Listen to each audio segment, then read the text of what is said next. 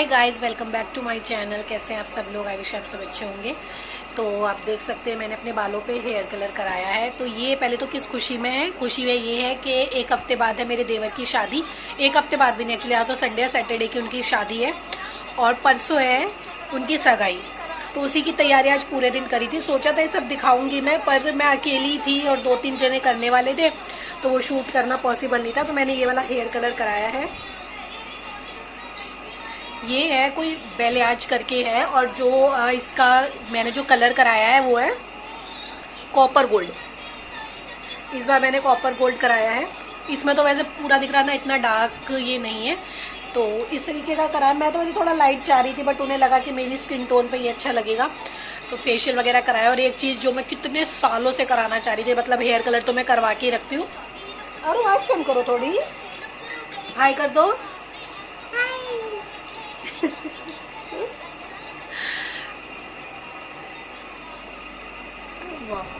और इसमें मैंने कैरेटीन कराया है। एक्चुअली कैरेटीन मुझे ये था कि मेरे बाल थोड़े से हो रहे थे, तो मैंने सोचा इस बार कैरेटीन करा लेती हूँ।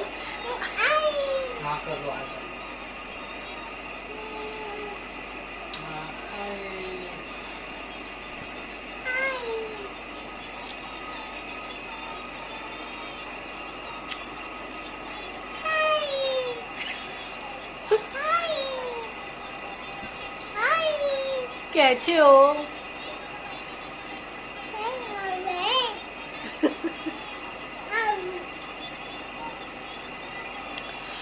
तो हेयर कलर तो मैंने कई बार करवा रखा है, कैरेटीन फर्स्ट टाइम कराया है। और एक जो चीज़ जो मैंने इतने मतलब पहली बार इतने सालों बाद कराई है वो है नेल एक्सटेंशन।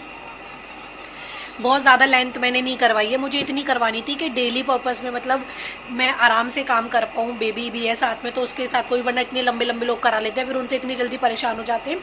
तो ये 1 महीने के लिए है। वो लड़की बार बार कह रही थी आप तो कोई भी कलर करा लो, इतना फेयर हाथ है आपका, बहुत सुंदर लगेगा। बट मुझे समझ ही नहीं आ रहा था, क्योंकि सबको पता है मुझे सब चीज़ का शौक है, नेल्स का ही शौक नहीं है। नेल पेंट का पहले तो उसको भी मैंने बोला रेड ही लगा दो, उसने मुझे इतने सारे ऑप्शन दिखाए। और अब मुझे लग रहा है जो एक ब्लू कलर लगता है वो भी बहुत सुंदर लगता है। तो ये मैंने वाइन कलर लगवाया है और एक ये ग्लिटर। तो आज मैंने पूरा दिन यही सब कराया। मेरी कमर में इतना दर्द हो रहा है। और सबसे अच्छी बात है, जो ये सब मैंने सर्विस कराई है, ये मैंने कराई है घर पे।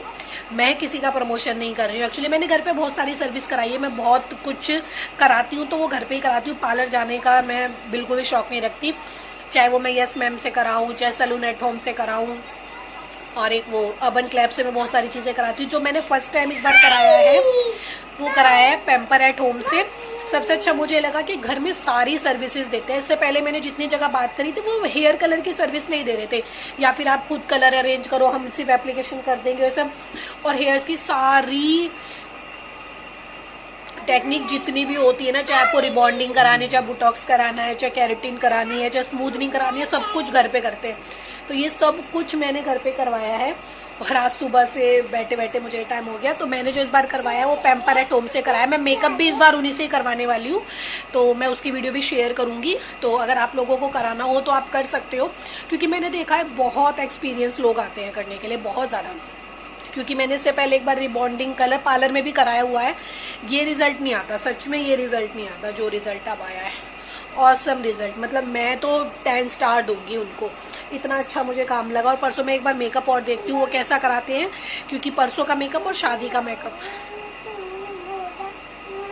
वैसे ही कैरेटी नहीं, इतने स्ट्रेट नहीं रहेंगे, ये 30-40% ही स्ट्रेट रहेंगे।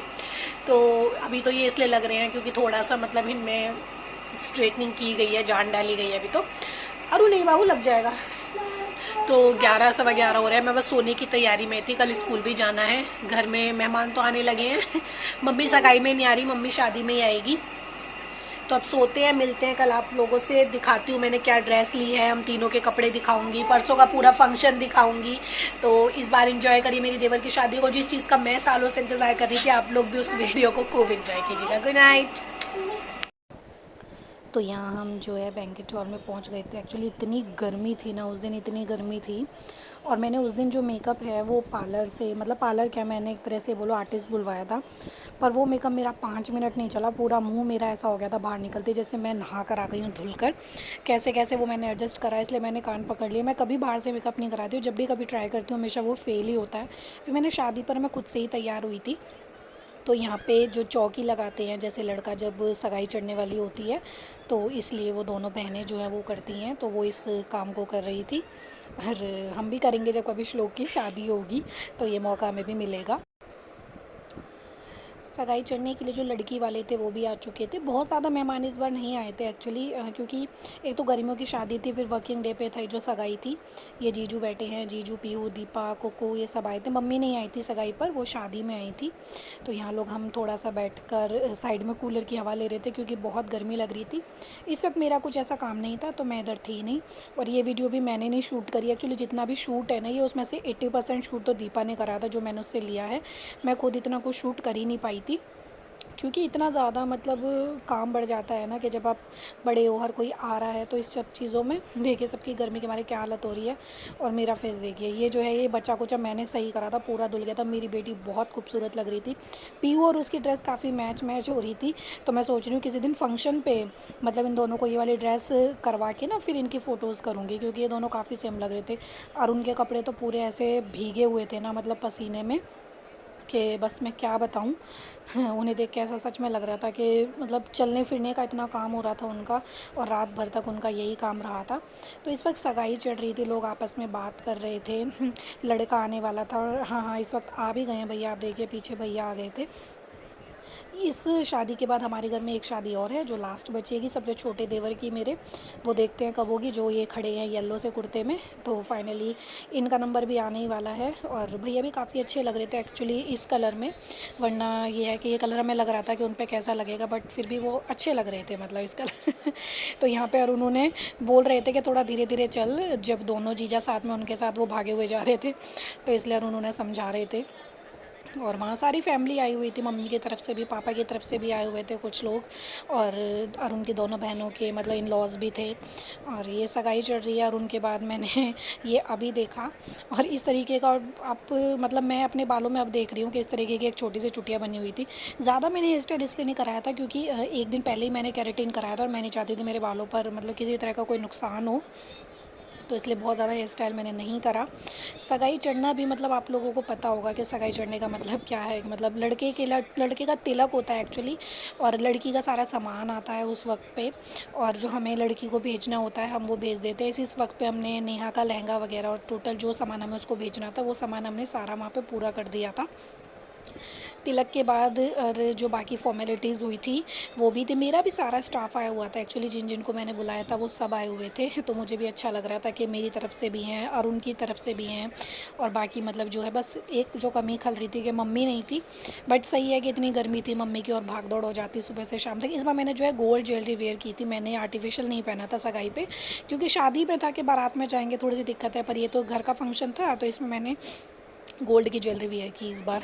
तो आप लोगों को कैसी लगी बताना ना। मेकअप की तो बैंड बज गई थी, ये बस कैसे कैसे सही मैंने करा। कुछ सामान दीपा से लिया, और एक मेरी फ्रेंड अनीता मैम, वो साथ के साथ जाके लिप कलर मिले लेकर आई, क्योंकि जल्दी जल्दी में निकलते टाइम में लिप कलर वगैरह रखना ही भूल गई। कंगा वगैरह तो मैंने रख लिया था, पर ये कुछ चीज़ें मैंने नहीं रखी थी। तो इस वक्त ये इनको चैन पहना रहे हैं, क्योंकि आप लोगों को पता ही होगा कि सगाई के टाइम पे लड़के को चैन पहनाते हैं। और बाकी जो इनकी रिंग सेरेमनी थी वो पहले ही हो चुकी थी, तो अंगूठी उन्होंने तब पहना दी थी। और ये इनका जो है नेहा के छोटे वाले भाई हैं जो इस वक्त इनको ये पहना रहे हैं। ये भी गवर्नमेंट जॉब में ही हैं, पहले ही मुंबई में थे, अब इनका दिल्ली ट्रांसफ़र हो गया है। और उनके बड़े भाई भी बहुत अच्छी आदत के हैं, मतलब बहुत शांत और समझदार जिन्हें कहते हैं, वो कुछ इस तरीके के हैं जो उधर की साइड बैठे हुए हैं। और यहाँ पे हम लोग फ़ोटो ले रहे हैं, तो वो भी दिखाई दे रहा है। मैं और अनीता मैम फ़ोटो खींच रही थी इस वक्त। ये वीडियो जैसे मैंने बोला दीपा शूट कर रही थी, दीपा ने ही काफ़ी कुछ शूट करा है। तो यहाँ सब वो सामान दिखा रहे थे, कर रहे थे, जो इनको मिला है, जो भी करा है सब कुछ अच्छा है।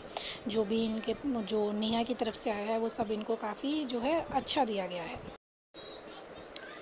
तो धीरे धीरे फंक्शन काफ़ी अच्छा चल रहा था। जो इस फंक्शन में मुझे जो सबसे कम अच्छा लगा वो ये था कि इस बार फ़ोटोग्राफ़र जो थे वो उस समय पे चेंज किए गए थे, तो फ़ोटोग्राफ़र जो है बिल्कुल भी अच्छे नहीं थे। मतलब जो एक होता है ना कि जाकर फ़ोटो लेते हैं, ऐसे तो उनके अंदर कोई बात ही नहीं थी। तो मुझे फ़ोटोग्राफ़ी अच्छी नहीं लगी थी।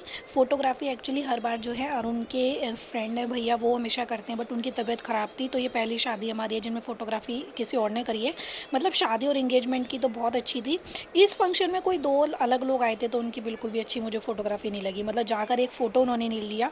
किसी ने अगर फ़ोटो कराया है तो खुद जा कर ही कराया है। और ये सब चीज़ें आपको पता होंगी, जो सास की, ससुर की, ये सब चीज़ें जो आती हैं, जो मेरी शादी में आई थी, जो हम लोगों ने अपनी नंद की शादी में दी हैं, ये वही सब है। तो ये वो वाली फॉर्मेलिटी चल रही थी। तो इस वक्त पे भी मतलब काफ़ी मतलब लोग ऐसे वो होते हैं कि हाँ भाई इनको क्या आया है, इनको क्या आया है। तो ऐसे लेडीज़ का एक ग्रुप बना रहता है, जेंट्स का एक ग्रुप बना रहता है। उनमें से एक जो है वो बड़े होते हैं जो बोलते हैं कि हाँ इस तरीके से इनको ये चीज़ आई, ये चीज़ आई है। तो ये एक समझदार इंसान का काम होता है। दोनों तरफ बहुत सारे लोग ऐसे थे और जो ऐसे बताते रहते हैं ना कि ये चीज़ आई है, ये चीज़ आई है, तो मुझे वो चीज़ अच्छी लगती है। क्योंकि ये भी ना हर कोई काम नहीं कर पाता। इस काम को करने के लिए भी कुछ स्पेशल बंदे मुझे लगता है कि होते हैं जो इस तरह की ज़िम्मेदारी ले पाते हैं। क्योंकि ये भी काम वही बंदा कर पाता है जो 2 लोगों के बीच में बोल सकता है। तो ये जो कॉर्नर पे हमारी तरफ से अंकल बैठे थे और उनकी तरफ से वो बैठे थे, इस तरीके की बातें सारी जो वो कर रहे थे, तो बड़ी ज़ोर ज़ोर से आवाज़ें आ रही थी, इसलिए मैंने वो जो आवाज़ है वो म्यूट कर दी है। ये मे बी शायद नेहा के भैया ही लगते हैं। वो ताऊ जी के बेटे हैं, कौन है वो मुझे नहीं पता है, बट हाँ भैया लगते हैं। ये पता है कि नेहा की फैमिली में ऑलमोस्ट सारे भाई वगैरह सब आए थे, जो चाचा ताऊ इन सब के हैं। अभी उसकी फैमिली को ज़्यादा मैं जानती नहीं हूँ, धीरे धीरे मैं जान जाऊँगी जब जाना आना होगा। इसके बाद है सबसे छोटे देवर की बारी। तो अरुण को रिंग मिली थी, काफ़ी अच्छी रिंग मिली थी अरुण को, और उधर अंकित भैया को भी रिंग मिली थी। तो इसलिए सब बड़े खुश हुए थे कि मतलब जो जो भी है सब काफ़ी अच्छा हुआ था। और ये है मैं, ये उसके ताऊ जी की बहू है, मतलब जितना मुझे पता है। तो ये उनके ताऊ जी की जो है बहू थी। लेडीज़ जो है कम आई थी उनकी तरफ से, और हमारी तरफ से तो फिर भी मतलब थी क्योंकि हमारे रिश्तेदार थे, बट उनकी तरफ से 2-3 ही आए थे। उनको मैं जानती थी, पर जो आई थी ताऊ जी की बेटी हैं, मामा की बेटी हैं, वो लोग आए थे। तो हम दोनों ने वैसे बात करी है, पर थोड़ी बहुत ही बात करी। मेरी ड्रेस आपको कैसी लगी बताना। मुझे पता है मैं थोड़ी सी मोटी हो रही हूँ, बट वो इस वक्त तो मोटी होंगी ही मैं बाद में पतला कर लूँगी खुद को, बट इस वक्त मैं मोटी हो रही थी क्योंकि मैंने डाइट वगैरह भी बिल्कुल बंद कर रखी थी। और छुट्टियों में मम्मी के घर से आई थी तो खा पी के इतना आई थी, तो वैसे भी ओवर हो रही थी। तो इस वक्त मुझे चलने में बहुत दिक्कत हो रही थी क्योंकि ये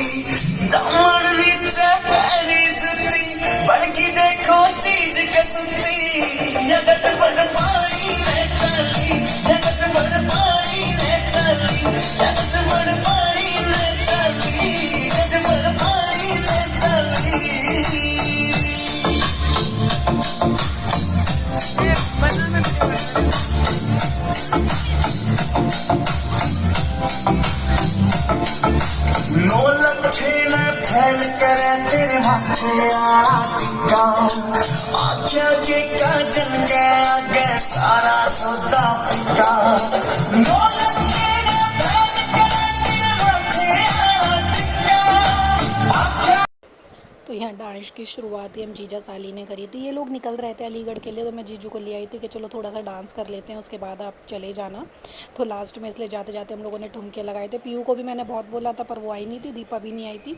तो जीजू के साथ तो मैं डांस कर ही लेती हूँ। जीजू भी काफ़ी अच्छा डांस करते हैं, तो इतना तो हो ही गया था कि थोड़ा सा हम इन्जॉय कर लें। तो स्टेज पर जो फैमिली की शुरुआत थी वो मैंने ही करी थी, मैंने जाके डांस शुरू करा था क्योंकि हमारी फैमिली में मुझे ही डांस आता है और मैं ही शुरू करती हूँ हर चीज़। और मुझे मतलब ये है कि मैं बीमार हूँ चाहे कुछ भी हूँ, डांस मैं नहीं छोड़ती हूँ बिल्कुल भी। डांस तो मुझे मतलब ये है कि पक्का मुझे करना ही करना है। डांस को कोई वो नहीं है।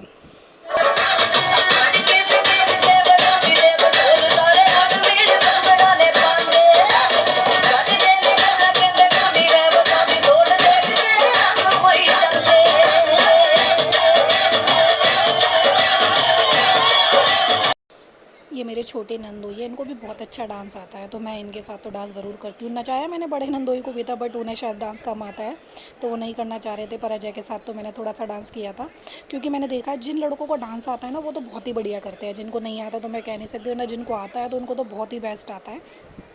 ये नेहा के मामा की बेटी हैं और जो उनकी बेटी है उनको बहुत बढ़िया डांस आता है। तो वो तो कह रही थी कि एक और मौसी जी, एक और मौसी जी। तो हम दोनों ने तो काफ़ी डांस कर लिया था। बाद में मम्मी कहने लगी थी हल्का बैठ जा, थक जाएगी, पर नहीं, मैंने कहा नहीं, मुझे तो डांस का तो मुझे मौका ही चाहिए। डांस तो मुझे पूरा ही पूरा करना है। और इस वक्त हम लोग गर्मी की बातें कर रहे थे कि कितनी गर्मी हो रही है। अलका को भी बिल्कुल भी डांस नहीं आता, तो वह साथ में खड़ी हो गई थी। गर्मी के मारे एक्चुअली सबकी हालत इतनी ख़राब हो रही थी ना कि सबके रूप ही बदल गए थे। मतलब कोई क्या बन के आया था और क्या बन के हो गया था उस वक्त पे पता ही नहीं चल रहा था। सबके मतलब फेस हालत बिल्कुल ख़राब हुई पड़ी थी, इतनी गर्मी हो रही थी उस वक्त पे बहुत ज़्यादा, जिससे आप लोग को मतलब पसीने के मारे पूरा शरीर हिला पड़ा। तो ये था हमारा सगाई का प्रोग्राम। बहुत ज़्यादा मैंने शूट नहीं किया, पर इतना ज़रूर किया है कि आप लोगों को मैं दिखा सकूं, क्योंकि इस वक्त मैं इतनी ज़िम्मेदारियों में घिरी हुई थी। कोई आ रहा था कुछ इस तरीके से कि मैं चाहकर भी ये चीज़ें नहीं कर पा रही थी। तो इतना शूट भी मैंने औरों से लेके करा। ये ड्रेस जो है मतलब अनुज भैया ने दिलाई थी एक्चुअली मुझे, शादी और सगाई की दोनों ड्रेसेस। तो ये भी ड्रेस बहुत सुंदर है। बट हमेशा देखो एक चीज़ तो है कि जब आपके ससुराल की शादी होती है तो आप इतने अच्छे से तैयार नहीं हो पाते हो, मतलब क्योंकि बहुत सारी चीज़ें हो जाती हैं। बट मैं कभी इसे दोबारा पहनूंगी जब अपने मायके की शादी में। तो यहाँ मैं दिखा रही थी कि नंदोई कैसे खाना खा रहे हैं। चलिए, तो इस व्लॉग को मैं एंड करती हूँ। नेक्स्ट व्लॉग आपको शादी का मिलेगा, वो कैसा लगा और ये कैसा लगा ज़रूर बताइए।